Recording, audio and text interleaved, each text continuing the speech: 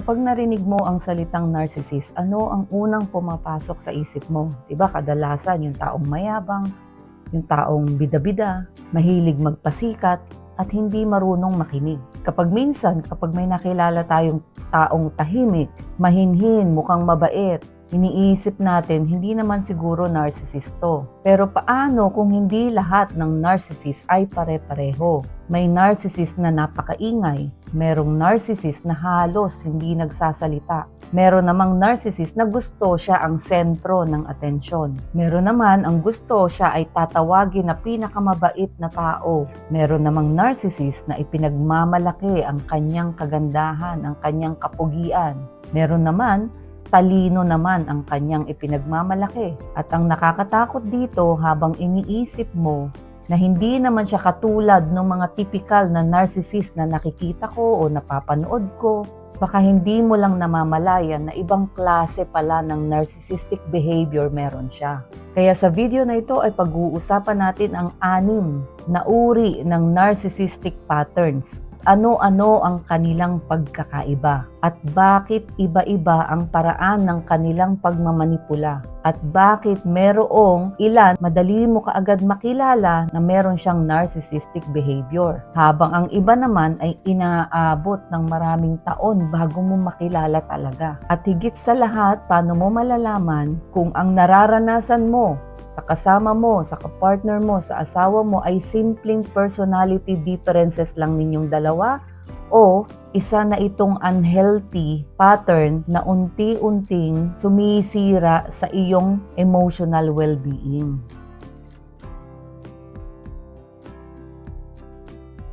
Welcome back sa aking channel. Ako po muli si Lorelly, ang inyong Ate Lors. At as usual ay nasa ospital pa rin po kami, mahigit 1 buwan na at comatose pa rin ng aking asawa. Merong maliliit na improvement and i-update ko po kayo sa mga susunod po nating mga video. Sa mga nagtatanong po ng coaching, medyo ready na po akong tumatanggap na po ako ng paisa-isa sa ngayon dahil kailangan ko pong mabuhay ng normal sa kabila nitong pinagdadaanan namin mag-asawa, pero kailangan ko pong maging malakas para sa kanya. Kaya bumabalik na po ako sa normal na activity ko pang araw-araw. At maraming salamat sa inyong lahat sa pagdadasal ninyo at suporta ninyo sa aming mag-asawa. Okay, so yung topic natin ngayon, ito masyadong popular to Palagi natin to nakikita sa social media, yung salitang narcissist. Kapag selfish yung partner, sasabihin narcissist yan. Kapag hindi marunong makinig, sasabihin narcissist yan. Kapag nakikipag-away, sumisigaw, narcissist yan. Pero ang totoo, hindi ganun kasimple yan. So ang pag-uusapan natin dito is about narcissism. Wala tayo sa clinical level dito sa topic na to Ang pag-uusapan natin dito is yung narcissistic behavior. Yung mga pattern, yung mga behavior na nakikita ninyo. So yung narcissism is a description ng behavior. So hindi po tayo dito nagdi-discuss ng clinically diagnosed tungkol sa narcissist. So pinag-uusapan natin dito yung behavioral pattern at yung observation natin na nakikita sa isang tao. Ito yung mga behavior na nakikita ninyo sa inyong kasama, sa inyong partner. Kaya hindi ganito kasimple ito. Hindi porke may ego ang tao ay narcissistic personality na kaagad yon.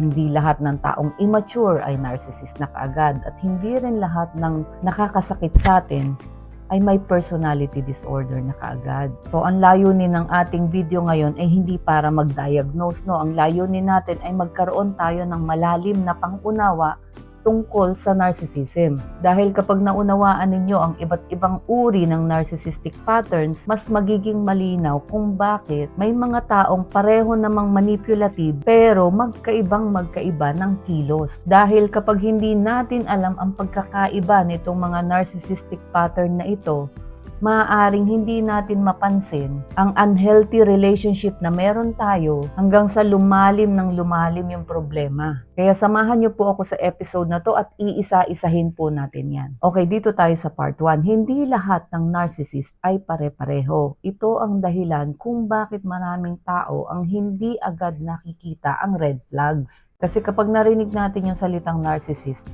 halos pare-pareho ang iniisip natin. Yung isang taong mayabang, yung laging gusto siya yung bida, mahilig magyabang.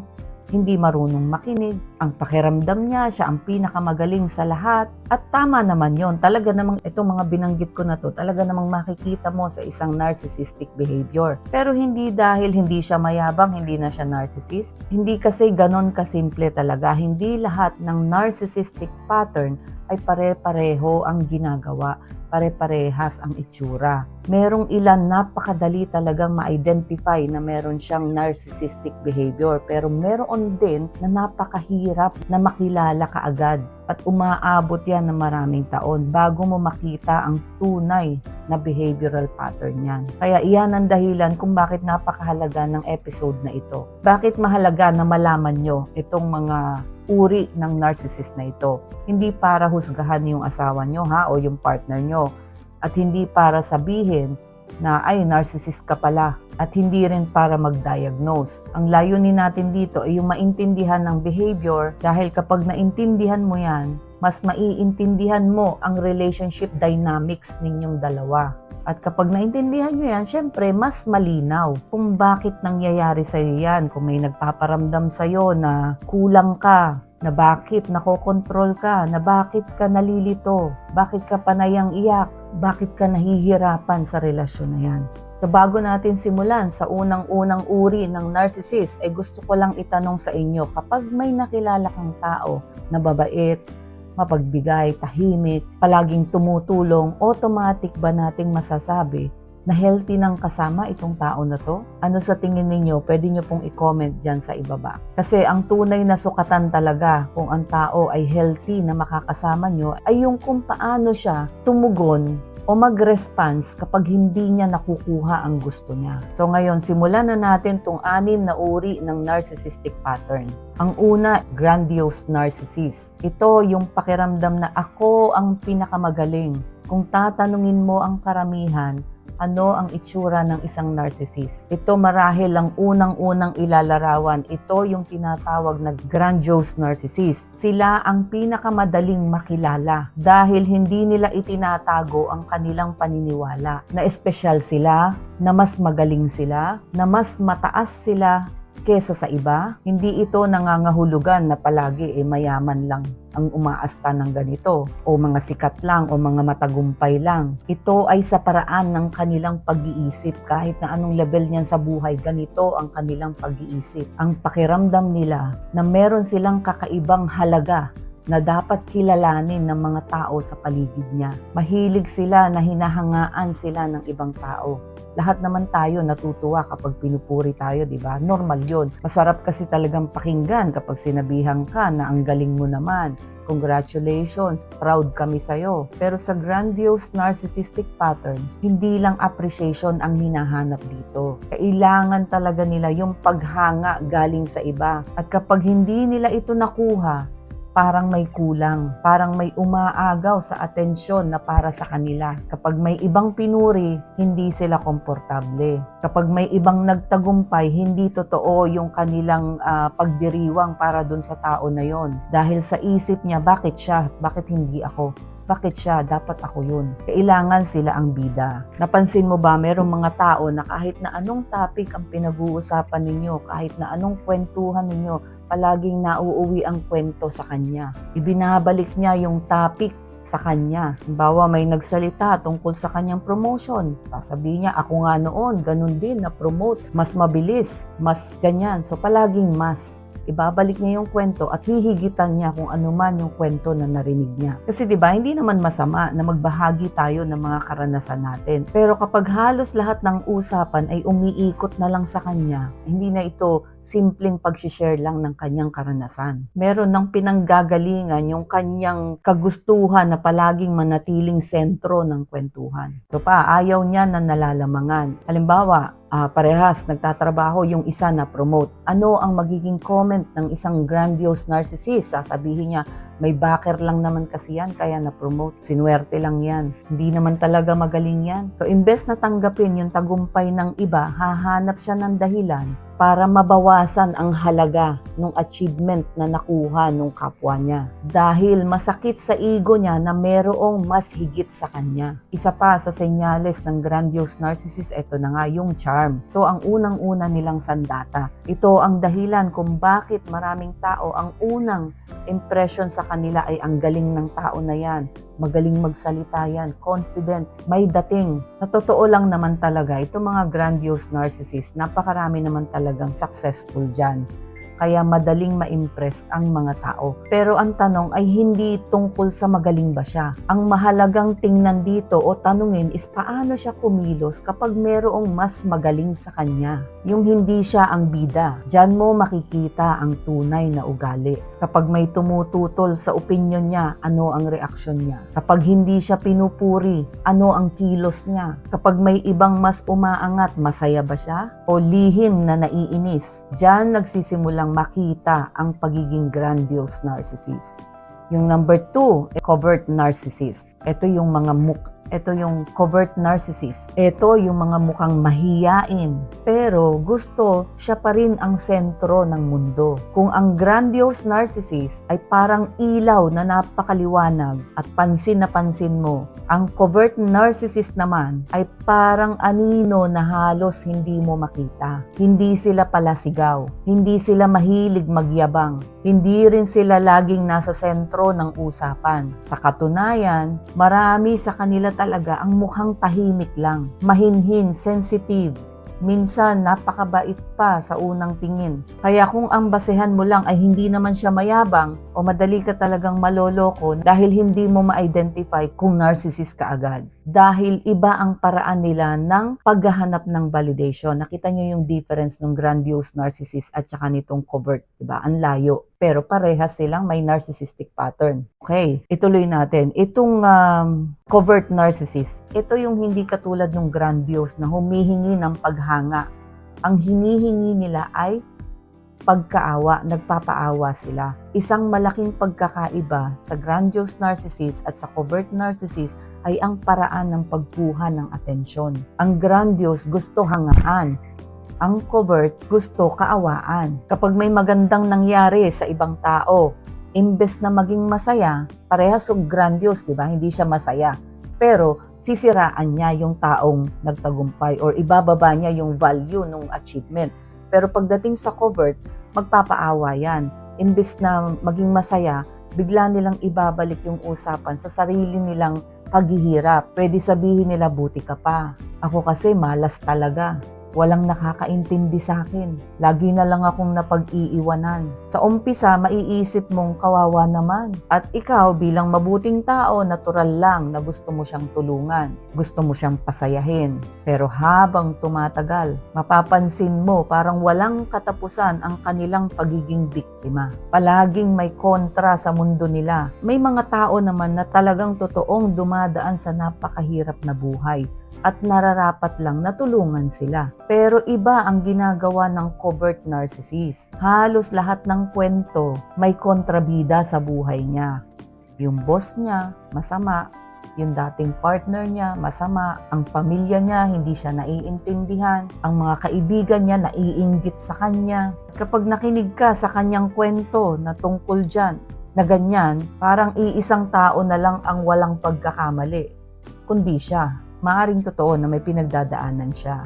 Pero ang problema, kapag halos lahat ng tao sa paligid niya ay mali at siya lang ang laging inosente, biktima, diyan ka na mag-analyze, tingnan mo, may pattern na yatang nangyayari dito. Ito, isa sa pinakamabisang sandata ng mga covert narcissists ay yung guilt. Hindi sila laging naninigaw, hindi sila laging nagbabanta, pero mahusay silang magparamdam ng guilt. Halimbawa, kapartner mo, gusto mong lumabas kasama yung pamilya mo, bigla sasabihin niya, okay lang, sanay naman akong mag-isa, sige sumama ka na. Sige lang, wag mo na akong isipin. Alam ko naman, hindi naman ako ang priority mo, sige lang. Wala siyang direktang pagbabawalan ka, pero pakukonsensyahin ka. At ang ending, ikaw na ang magkakansela ng lakad mo kasi nakonsensya ka. Hindi dahil pinilit ka. Diyan, unti-unti mong uunahin ang emosyon niya hanggang sa makalimutan mo na ang sarili mong pangangailangan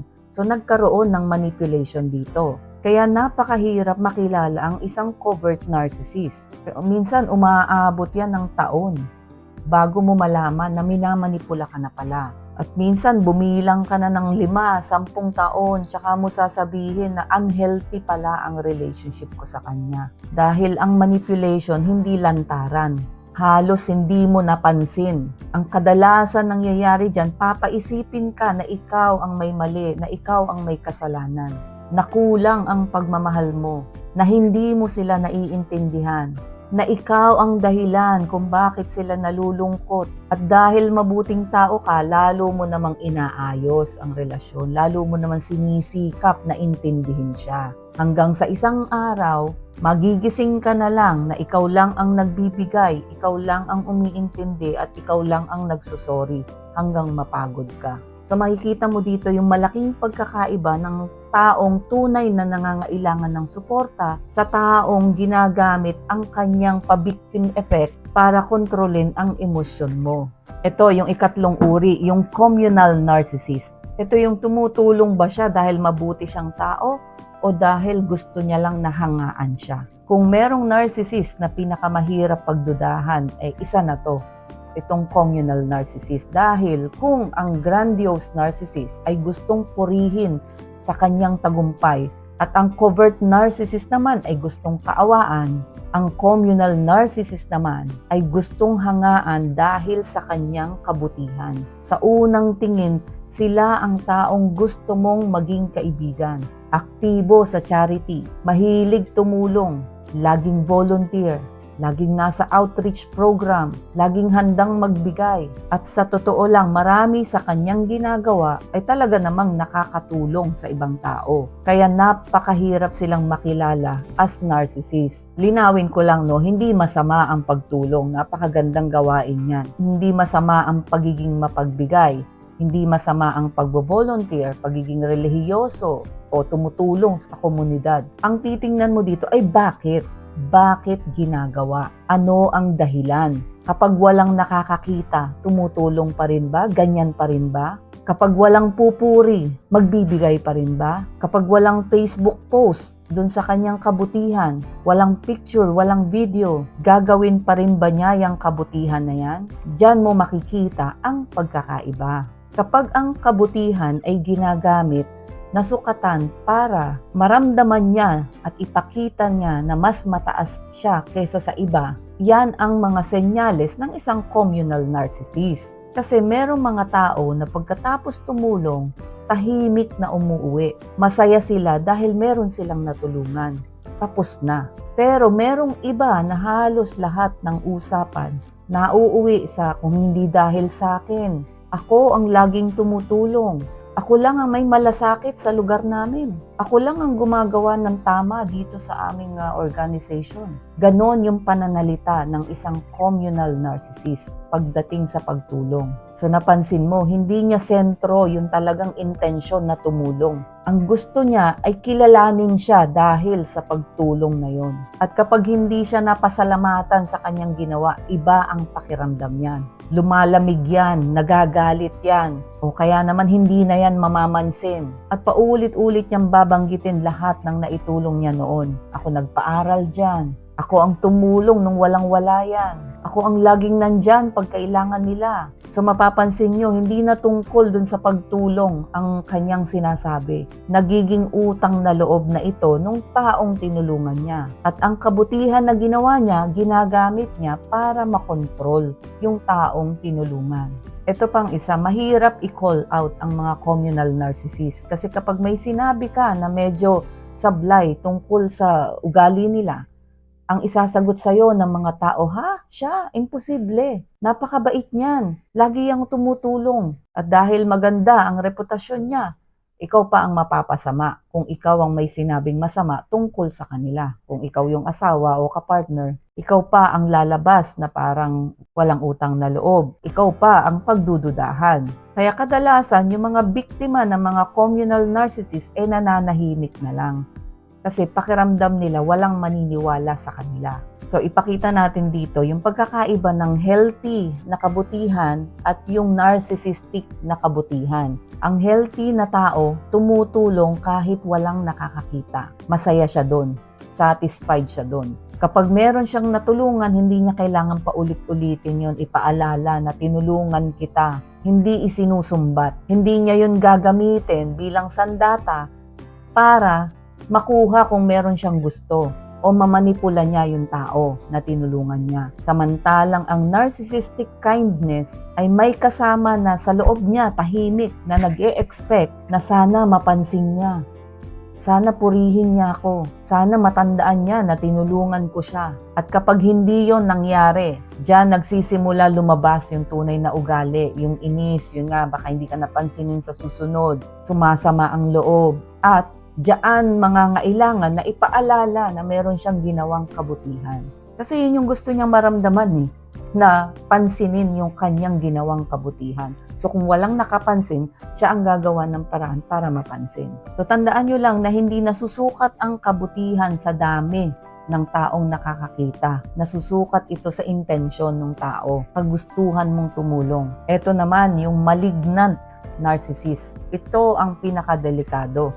Kapag ang kapangyarihan ay mas mahalaga kaysa sa pagmamahal. Sa 6 na narcissistic patterns, ito na marahil ang pinakadelikado sa narcissistic patterns. Hindi dahil mas mayabang sila, hindi dahil mas magaling silang magsalita, dahil malaki ang possibility na mapanakit sila ng walang pagsisisi. Kung ang grandiose narcissist gustong hangaan, ang covert narcissist gustong kaawaan, ang malignant narcissist gusto ng kapangyarihan. Diba kasi sa normal na tao, kapag may argumento, ang layunin ay magkaintindihan. Maaring magkaiba ang opinyon, pero parehas pa rin gustong ayusin ang relasyon o yung pinagtatalunan. Yan yung sa mga normal na tao. Pero kapag malignant narcissistic pattern, meron yung tao na yon.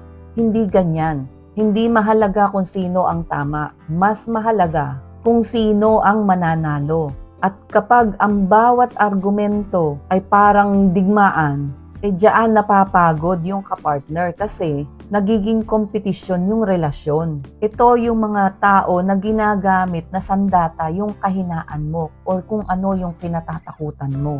Yan mismo ang gagamitin niya laban sa'yo dahil alam niya yung kahinaan mo. Halimbawa, alam niya na takot ka na iwanan ka niya. So yan ang gagamitin niya sa'yo kapag mag-aaway kayo. Aalis na lang ako, iiwanan na kita. Dahil alam niya na takot ka na iwanan ka niya. So yan ang gagamitin niya. Yan ang isang example. Kapag nasasaktan ka, parang wala lang. Talagang kulang sila sa empathy. Kapag umiiyak ka, hindi yan naaapektuhan, hindi yan naaantig. Masasayang lang ang pagod mo, ang luha mo. Kapag nasasaktan ka, wala lang talaga, walang effect sa kanila. At may pagkakataon pa na mas lumalakas sila kapag umiiyak ka, kapag affected ka, kapag ang gulo-gulo ng isip mo, kapag nakikita nila na natatakot ka, kaya sila lalong lumalakas dahil alam nila na nakokontrol ka nila, na paglalaruan nila ang emosyon mo. Ito rin yung isa pa na ginagawa ng malignant narcissistic pattern. Yung lahat ng tao, parang wala siyang mapagkakatiwalaan. Lahat may masamang intensyon sa kanya.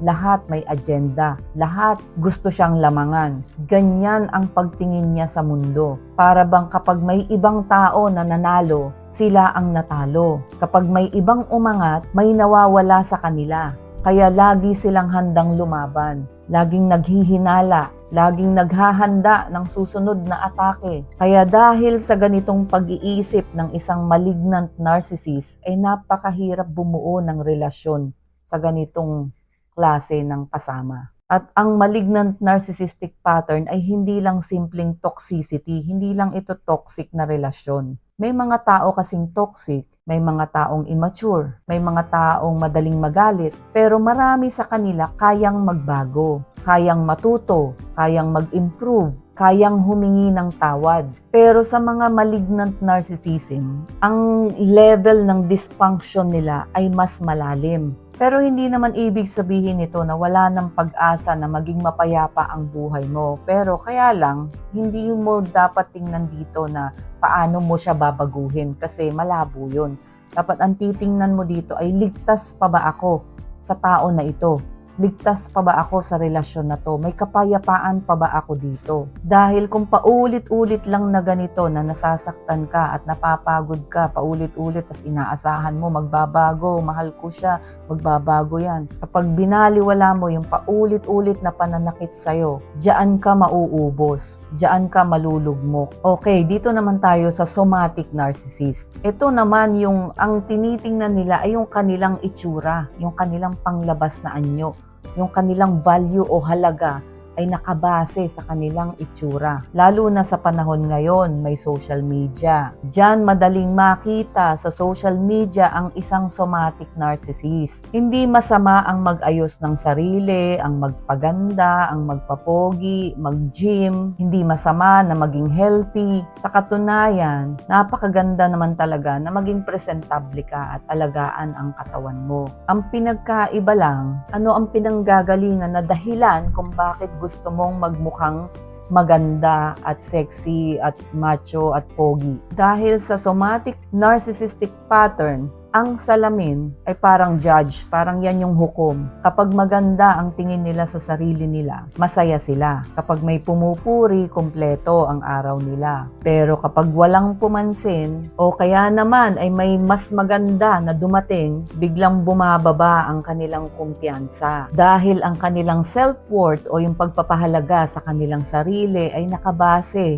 sa kanilang physical na anyo. Isa sa pinakamahirap na epekto ng somatic narcissistic sa relasyon ay ang paraan ng paningin nila sa kanilang partner. Kasi sa healthy na relationship, nakikita natin yung partner natin bilang partner, bilang tao, may damdamin, may pangarap, may kahinaan, may sariling pagkatao. Pero sa somatic narcissistic pattern, maaaring ang partner ay isang simbolo, parang trophy, parang ipinagmamalaki na tingnan nyo ko anong klase ng partner meron ako. At kapag ganoon ang pagtingin, unti-unting nawawala ang emotional intimacy dahil hindi ka na minamahal bilang ikaw. Nagiging bahagi ka ng pinoportray nila na image na gustong makita ng tao sa kanila, kung ano ang gusto niya na tingin sa kanya ng tao, ganun din yung partner niya, pinang-display na lang. Kapag ang itsura, ang sukatan ng halaga ng tao, kadalasan ito yung mga tao na napakabilis mamintas ng itsura ng iba. Diba? Yung mga comment na, oh, tumataba ka na, ang tanda mo na, mas maganda ka pa dati,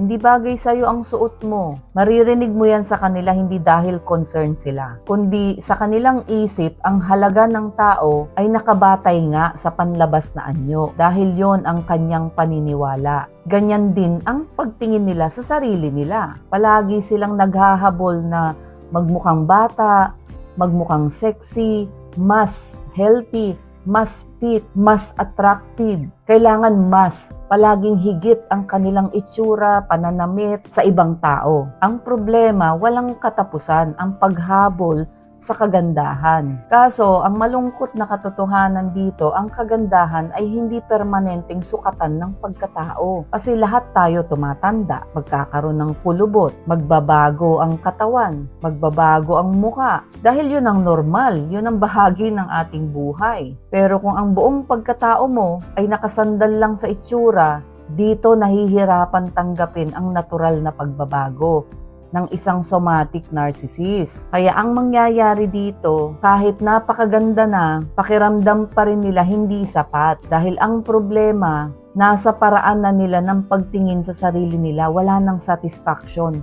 Wala nang katapusan sa pagpapaganda. Ito naman yung cerebral narcissist. Hindi lang basta matalino ang pakiramdam sa sarili niya. Ang pakiramdam niya ay matalino siya sa lahat. Siya ang pinakamagaling. Kung ang somatic narcissist ay kumukuha ng halaga sa kanyang itsura, sa kanyang katawan, ang cerebral narcissist naman ay kumukuha ng halaga sa kanyang isip. Hindi masama maging matalino, natural. Hindi rin masama na mataas ang pinag-aralan natin. Hindi rin masama na maging expert sa isang larangan. Sa katunayan, napakagandang ugali ang patuloy na pag-aaral, yung non-stop learning. Pero ang pinagkaiba pagdating sa cerebral narcissist ay kung paano ginagamit ang kaalaman. Kapag ang talino ay ginagamit ng sukatan ng pagkatao, na yung pakiramdam nila marami silang alam. Sa cerebral narcissist kasi, ito yung habang dumadami ang kanilang kaalaman, mas lalo naman silang nangmamaliit ng tao. Pakiramdam nila, kapag hindi mo alam ang alam nila, mas mababa ang tingin nila sa'yo. At kapag kinausap ka na nila, hindi na parang nakikipag-usap ng normal, tinuturuan ka na nila. At hindi na yan makikinig.